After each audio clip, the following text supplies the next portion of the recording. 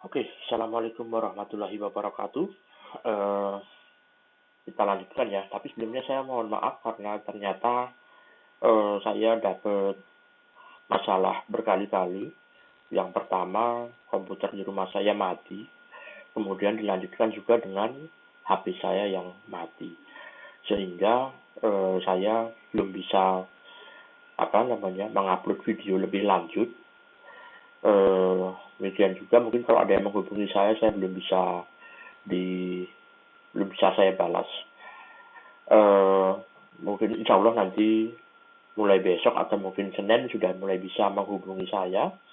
Kemudian juga nanti mulai Selasa dan seterusnya kita bisa lancar kuliah. Oke, langsung saja kita lanjutkan. Silahkan dibuka slide-nya yang kemarin ya. Kita lanjutkan ke reaksi orde pertama. Itu silahkan dibuka slide-nya di slide nomor 15 dengan judul reaksi orde pertama. Perhatikan reaksi A menjadi produk. Kalau dulu ya, ketika kita masih awal-awal, raju rata-rata itu bisa dilihat dari dua arah. Yang pertama dilihat dari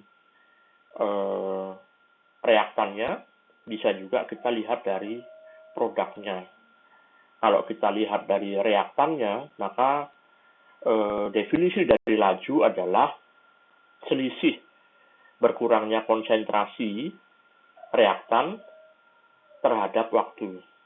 Ya, selisih berkurangnya konsentrasi reaktan terhadap waktu. Atau bisa juga diartikan sebagai selisih terbentuknya produk positif tapi ya, selisih terbentuknya produk terhadap waktu. Nah, sekarang karena kita nggak akan melihat dari dua sisi lagi, yang kita lihat semata-mata hanya dari sisi reaktan saja.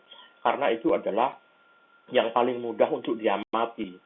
Kita agak susah untuk mencari atau memahami eh, bagaimana terbentuknya produknya ya. Yang kita tahu berapa banyak reaktannya awalnya, kemudian berapa banyak dia berkurangnya. Nah, untuk melihat itu, sekarang kita tidak lagi melihat dari sisi produknya. Yang kita lihat hanya reaktannya saja. Oke, kembali lagi ke slide-nya ya. Kan di slide-nya itu ada reaksi A menjadi produk. Oke, kita nggak peduli sama produknya. Yang kita peduli hanya A-nya saja, atau reaktannya, atau konsentrasinya.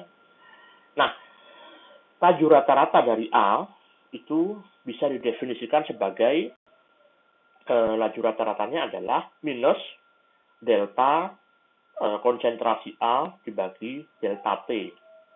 Ya, itu yang pertama. Persamaan satu.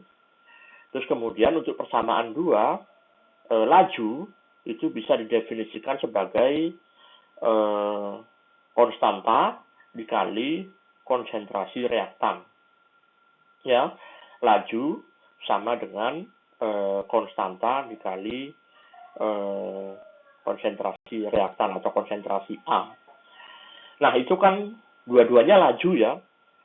Laju sama dengan minus delta A dibagi delta T, laju sama dengan K kali konsentrasi A.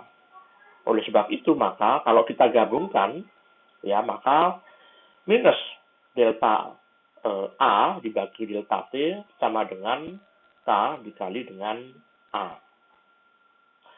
Oke, nah sekarang masih ingat nggak itu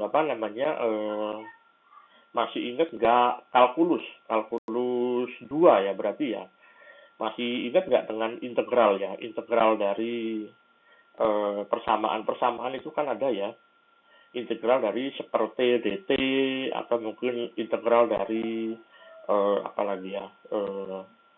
integral dari fx dx gitu ya. Nah, apabila kita integralkan ya persamaan minus delta konsentrasi A dibagi delta T sama dengan K dikali A, itu sebenarnya bisa kita ubah ya, kita bolak-balik ya. Itu delta T-nya kita pindah ke kanan ya, delta T-nya kita kalikan ke kanan, kemudian yang konsentrasi A-nya kita bagi ke kiri. Itu nanti akan menghasilkan min seper konsentrasi A, delta A, sama dengan K kali delta T. Oke, sekali lagi perhatikan persamaan min delta konsentrasi A dibagi delta T sama dengan K dikali konsentrasi A. Itu kalau kita utek-utek atau kita ubah-ubah, maka dia nanti akan menjadi min seper konsentrasi A delta A sama dengan K kali delta T. Nah, dari situ nanti itu bisa kita integrasikan. Ya, itu nanti bisa kita integrasikan. Oke, nanti mungkin untuk urek-urekannya nanti akan saya buat tulisannya di di kertas, kemudian nanti saya foto, nanti silahkan download juga penghitungannya.